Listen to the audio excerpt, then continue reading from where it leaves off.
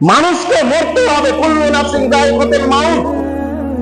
যার জীবন আছে, যার আত্মা আছে, যার রূহ আছে, তাকে মৃত্যুর স্বাদ গ্রহণ করতেই হবে। ইন্না লিল্লাহি ওয়া ইন্না ইলাইহি রাজিউন। আমরা সকলে আল্লাহর নিকট থেকে এসেছি, আবার সুম্মা ইলাইহি তুরজাউন, আবার আল্লাহর নিকটে ফিরে যাব।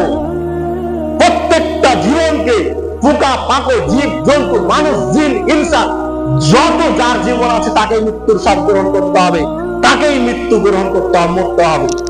তাতে যেই হোক না কেন, যেখানে পালাক না কেন, যেই আপনার দূরকে লুকাক না কেন, টাইম যদি হয়ে যায় তাকে মৃত্যুর স্বাদ গ্রহণ করাই লাগবে। মৃত্যু আসবে, কেউ ধরতে পারবে না। হাসলেও মরতে হবে, কানলেও মরতে হবে, অট্টলিকে থাকলেও মরতে হবে, কুড়ে বাড়িতে থাকলেও মরতে হবে, রাত পেরাসাদের থাকলেও মরতে হবে, মাটির ঘরে থাকলেও মরতে হবে। সোফাতে ঘুমালেও মরা লাগবে, মাটিতে ঘুমালেও মরা লাগবে, এসি রুমে ঘুমালেও মরা লাগবে, এসি ছাড়াও, ফ্যান নেই, ব্যবস্থা নাই, সেখানেও ঘুমালেও আপনাকে মরা লাগবে। মৃত্যু থেকে কেউ পালায়ন করতে পারবে না, এই কথা আল্লাহ সুবহানাহু ওয়া তাআলা বলেছেন। মরাই লাগবে, আজ হোক বা কাল হোক, তাকে কবরে যেতেই হবে। তো যেখানে আপনি যাবেন, এটা গ্যারান্টি, 100% গ্যারান্টি।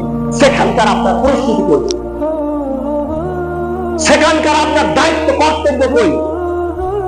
দুনিয়াতে ভালো করে আপনি বুঝলেন, দুনিয়াতে ভালো করে আপনি জানলেন কিভাবে দুনিয়াতে চললে ভালো খেতে পাওয়া যায়, কিভাবে দুনিয়াতে চললে ভালো চলা যায়, কিভাবে দুনিয়াতে চললে ভালো পোশাক পরা যায়, কিভাবে দুনিয়াতে চললে টাকা পয়সা আলা হওয়া যায়, কিভাবে দুনিয়াতে চললে বাড়ি গাড়ি করা যায়, কিভাবে দুনিয়াতে চললে অট্টালিকা সম্পদ করা যায়। কিন্তু এটা বুঝলেন না কিভাবে চললে কবরে মাপ পাওয়া যায়, কিভাবে চললে জান্নাত পাওয়া যায়, কিভাবে চললে আমার কবরটা আলোকিত হবে, কিভাবে চললে আমার কবরটা জান্নাত হবে, কিভাবে চললে কিয়ামতের মাঠে শান্তি পাবো, কিভাবে চললে আমি জান্নাত পাবো, কিভাবে চললে আমার জান্নাত রাসূল সাল্লাল্লাহু আলাইহি সাল্লাম আমার সব সাফাত করবেন। এটা আপনি বুঝলেন না, দুনিয়াতে ভালোভাবে বুঝলেন। কিন্তু আপনি দুনিয়া পেতেও পারেন, নাও পেতে পারেন। বড় স্বপ্ন, সাপাহারে 10 কাঠা জমি কিনবো, বাড়ি করবো, বিশাল স্বপ্ন, পেতে পারেন, নাও পেতে পারেন।